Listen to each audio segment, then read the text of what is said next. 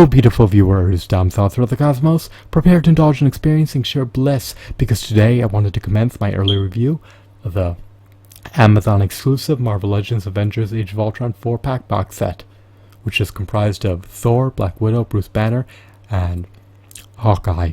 Are these action figures a paradigm of perfection? Are these action figures the embodiment of resounding perfection? Are these action figures the epitome of perfection? I believe that they are unequivocally not. Why, you may ask? Well, they have limited points of articulation in comparison to the Toy Biz Marvel Legends action figures, and despite the fact that they retail for hefty premium prices, their paint applications, textures, and shadings are arguably on par with the Toy Biz Marvel Legends, which retailed for a significantly lower price than the Hasbro Marvel Legends action figures. Are these figurines abysmal? Are they egregious? No, they're relatively mediocre. Are they worth at least $20 per figurine? I do not believe so, in my subjective opinion. Of course, yours may be disparate from mine. Who wants a generic Bruce Banner action figure? Anyways, I would prefer to flaunt the Hulk on my shelf. The Hulk possesses physical prowess. He's a stoic, audacious warrior. This figurine of Bruce Banner does not denote a warrior. Bruce Banner is a scientist. He's not relegated to a life of fighting when he's in his human form. Only when he ascends into becoming the Hulk does he uphold his responsibilities to defend his peers. So, do I want a Bruce Banner action figure that's not transcended into the Hulk? No. Does this action figure warrant a $10 price tag? I do not believe that it does, considering that the Toy Biz Marvel Legends action figures retailed for roughly $8 each, and they were superior in all facets.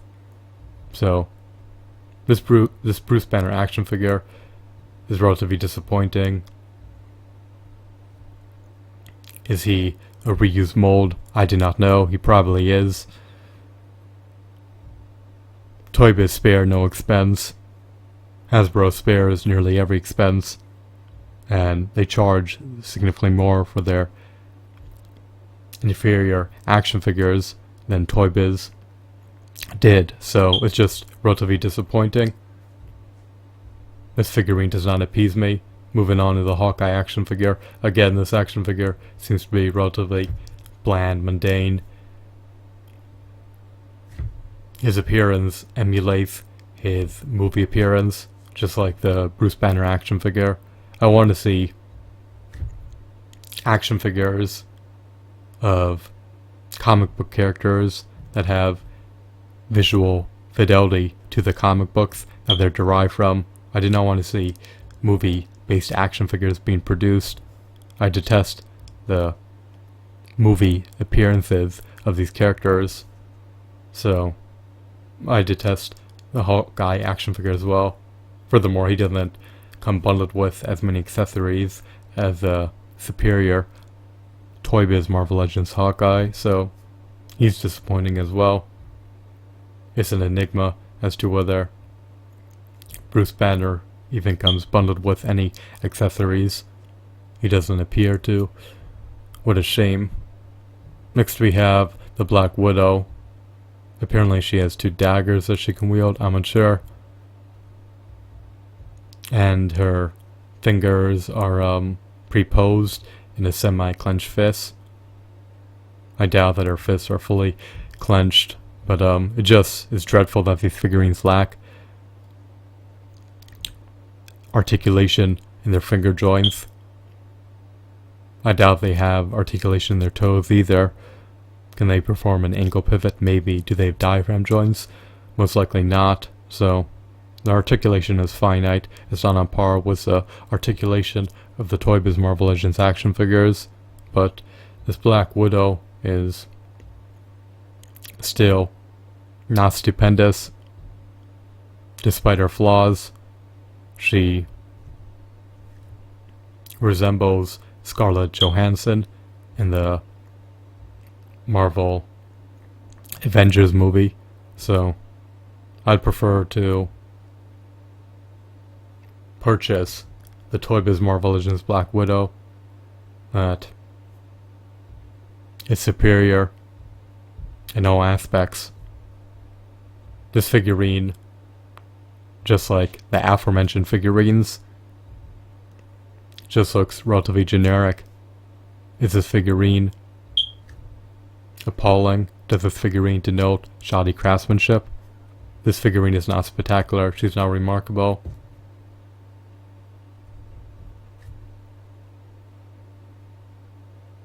Does this figurine denote insipid mediocrity?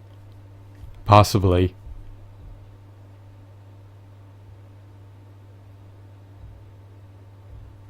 The packaging for this box set renders them transparent and immediately deters me from wanting to purchase these figurines. Perhaps it would have been better off if their appearances were concealed, so that I wouldn't have to bear witness to how atrocious they are. At least if their appearances were an enigma, it wouldn't be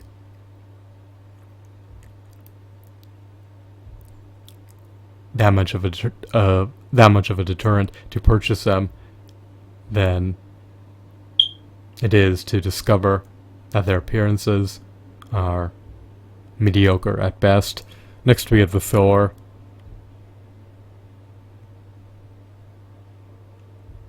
He looks like he is feeble, in contrast to the Toy Biz Marvel Legend Thor. Does he have physical prowess? Well, his muscles look relatively scrawny, in contrast to Toy Biz Marvel Legends action figures of bulky, powerful characters. The Thor is also relatively disappointing. He seems to be missing his helmet. Of course, his hands are semi-clenched together, and he can articulate his finger joints. Again, it's disappointing. Their possibilities for dynamic poses are very finite, in contrast to the superior Toy Biz Marvel Legends action figures. So I'm gratified that the Thor comes with a cape.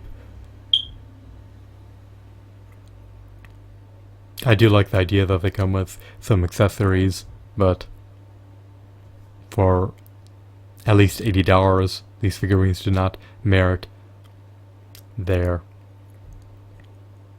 retail prices, or the retail price. And even if they are sold for a lower price on the second-hand market via eBay, I still wouldn't procure them for over $10 each, even if I had the monetary means to do so. Are these action figures worth $5 each? I do not believe so. For $10, if I still wanted these figurines for whatever reason, I would contemplate about procuring the entire box set. Why?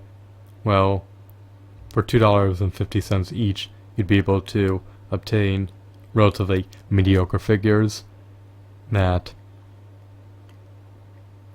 resemble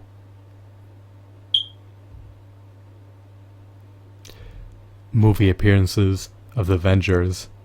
That may be a nice addition to your collection if you're keen about obtaining movie-based Marvel Legends action figures. So as of right now, I'm not adamant nor keen about purchasing these figurines, even if I was able to stumble upon them for a grand total of $10. I typically am not fond of movie-based action figures. However, if I were, then I would consider purchasing them for $10 at most, but they do not warrant an $80 price tag, nor do they warrant even a $40 price tag, or even a $20 price tag. But maybe for a $10 price tag, I would be likely to change my sentiments regarding purchasing the set. But as of right now, I'm forgoing the opportunity to buy these figurines. As an aggregate, I would rate this box set and to be 3 out of 10 if I had to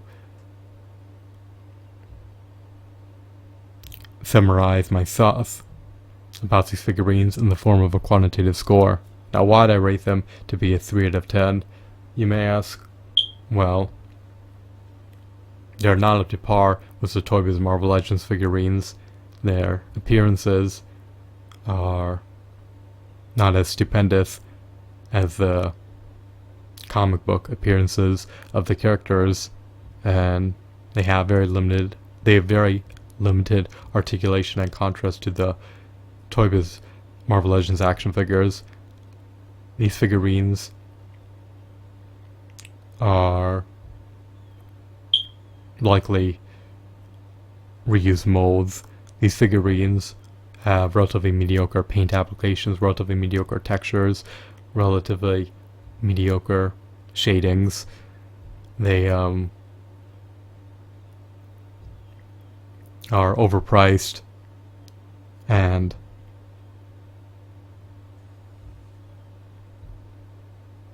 are not of the utmost highest quality. So based on the $80 retail price of command, and based on the standard set forth by Toy Biz, objectively speaking, I'd have to rate these figurines to be a 3 out of 10 at best, if not 2 out of 10, based on their price. Now, I have more cause to rate them a 2 out of 10, but because they do have a little bit of merit, despite their salient flaws, I'm going to give them a 3 out of 10 and just stick to that rating. Their price will probably plunge, so if their price plunges, then they'll offer you greater value for the amount of money that you relinquish to buy them. But right now, based on their $80 retail price, I would rate their value to be a 3 out of 10, or rate these action figures to be a 3 out of 10 as an aggregate, as a box set, because these action figures are just not up to par with what you could have purchased at retail stores when the Toy Biz Marvel Legends action figures were released.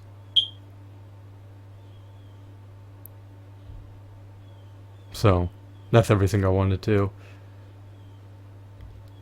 notify you of. I hope that you found this video to be insightful and enthralling. Have a wonderful, marvelous day. Goodbye.